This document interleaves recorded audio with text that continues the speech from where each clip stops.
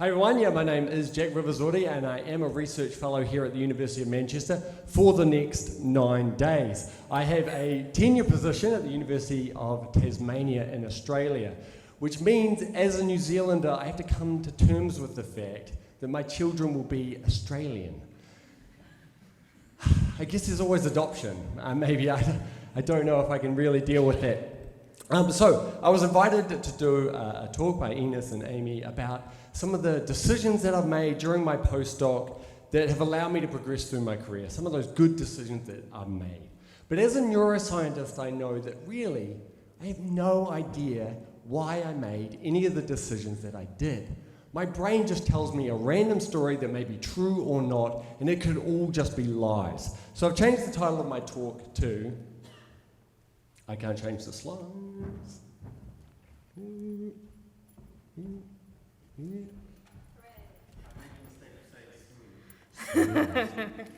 Hey! Is it? Okay. Oh, here we go. Yeah, career advice from someone who is not sure why they made any of the decisions they did. Hardback coming out later. So that's what I'm going to talk about today, just briefly, about why I have no idea why I made any of the decisions I did. And then I will actually get onto some of the decisions I made, apparently. So, to explain, here is an optical illusion. Optical illusions are so fun. A and B are actually the same color in this optical illusion. But here's the thing, your brain is a patronizing son of a bitch and is like, you know what? I will actually confuse the crap out of poor Jackie if I tell him that those two squares are the same color. Because he won't recognize that there's a shadow there, and he won't recognize that this is a chessboard. So what I'm going to do is I'm going to lie to him, and I'm going to bump up the brightness on that B square to make it seem brighter than it really is, just so he doesn't get confused. Your brain is constantly lying to you in these ways. Just to prove it to you, here we go. I proved it to you. There you go, they are the same color. Here's another example of a very similar illusion. So this is a gold and white dress, but some people who are dropped as babies think that this is actually a blue and black dress. But really it depends on what your brain tells you about that dress. If your brain says that this is a dress in the shade, it's going to bump up those colors and tell you that it's yellow and white, gold and white.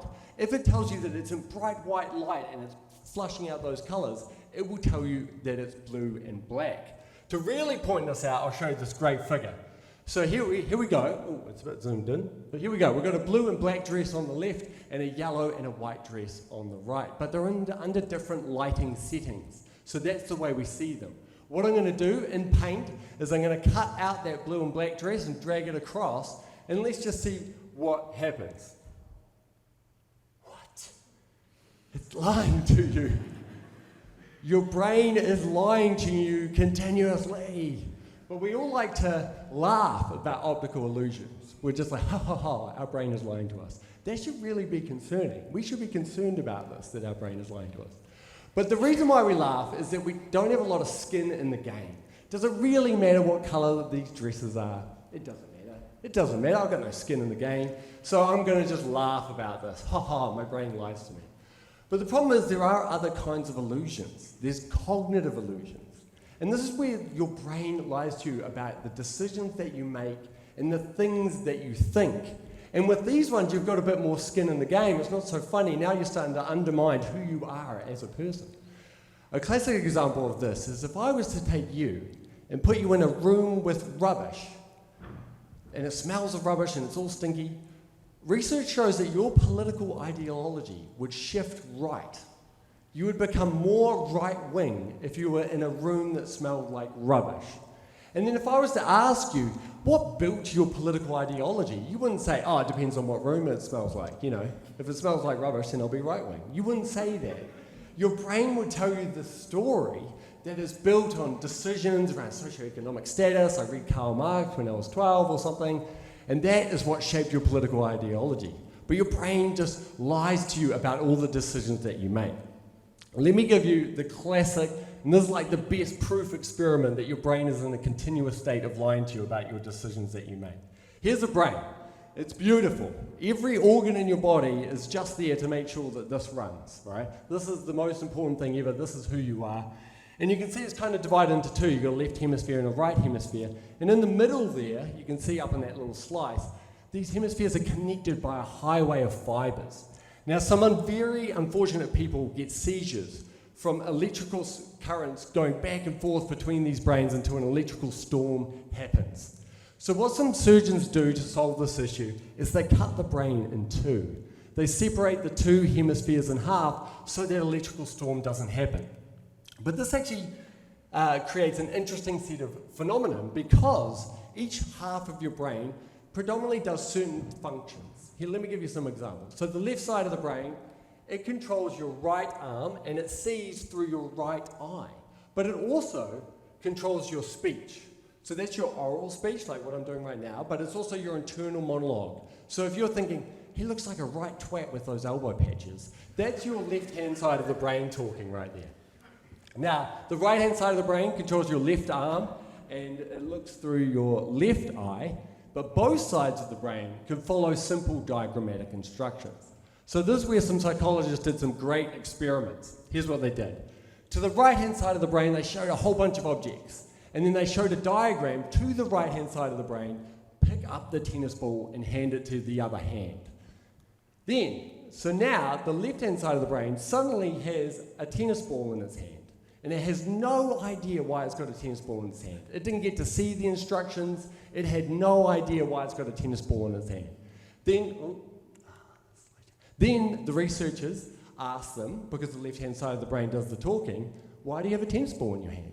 Now, the honest answer, if your brain was a truthful organ, it would say, I have no idea. But it lies to you.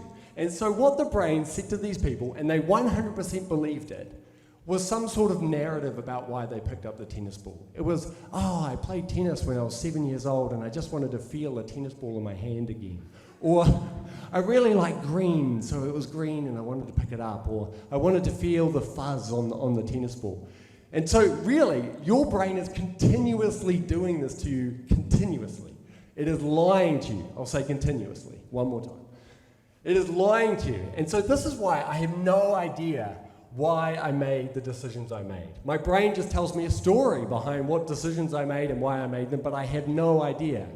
And now that I've spent 8 out of 10 minutes undermining why I made any of the decisions and can we really learn any of them, I will actually tell you the 3 best decisions I made during my postdoc. Well, at least I think I made them. And the reasons I made them, or the reasons that I made up why I made those decisions. So the first decision I made was I quit. I didn't quit because it was hard. Everything you guys do is hard. The low-hanging fruit of knowledge have already been plucked. So to push human knowledge further, we've got to do hard things. But the important thing is that the juice is worth the squeeze. The benefit is worth the cost. And I was in a position where I could clearly see that I was going to grind my postdoctoral fellowship down in this lab for 3 years, and it was going to kill my career. I had no freedom in the lab, no mentorship. The supervisor was very stuck on his ideas, and any data that refuted them, he ignored. And I realized after 9 months of banging my head against a brick wall, I was just going to grind my career into dust. And so I quit, and I moved. And it was very hard, and it would have been much easier to just grind out those 3 years than to quit. But I chose to quit because the juice has got to be worth the squeeze. That's the number one rule. Okay, second is I moved. So I went to 5 different labs in 3 different cities. So I moved because every time you move, you get exposed to new ideas, new approaches, new cultures around it. And so it's fantastic for growing yourself. And particularly, it's fantastic for making yourself unique. If you stay in the same academic niche, you will grow up to be a mini-me of the leader of that niche. But there is a proviso on that. You don't have to move city, and you don't even have to move university. I think the requirement to do that is anti-family, and it's actually kind of sexist to demand this. All you have to do is move academic niche. Now, I work on the 2nd floor of the AV Hill building, and the 3rd floor has a completely different culture and approach to research than I do. So merely moving floors would allow me to grow and develop as much as moving universities. And lastly is I upskilled. So during my postdoc, I nearly killed myself by doing a postgraduate diploma in statistics, which was 400 lectures, 30 5,000-word assignments, and a dissertation. It was really, really tough, but I can tell you that I wouldn't have a tenure position today if I hadn't done it.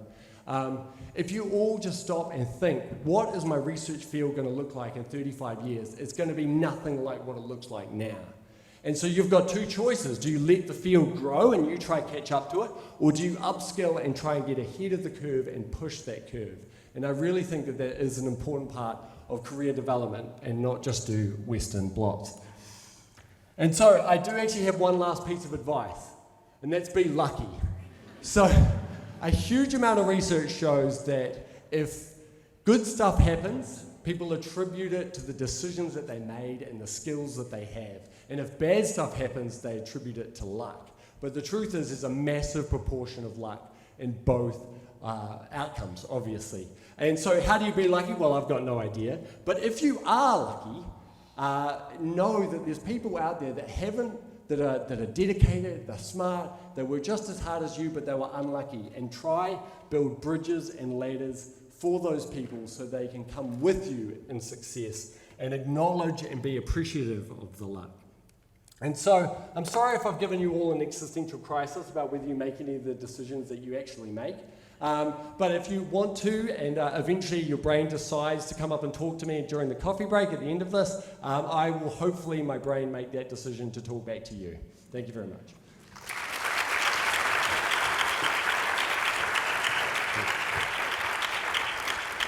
Jack Rivers-Auty, everyone. Yeah, keep going. Wonderful.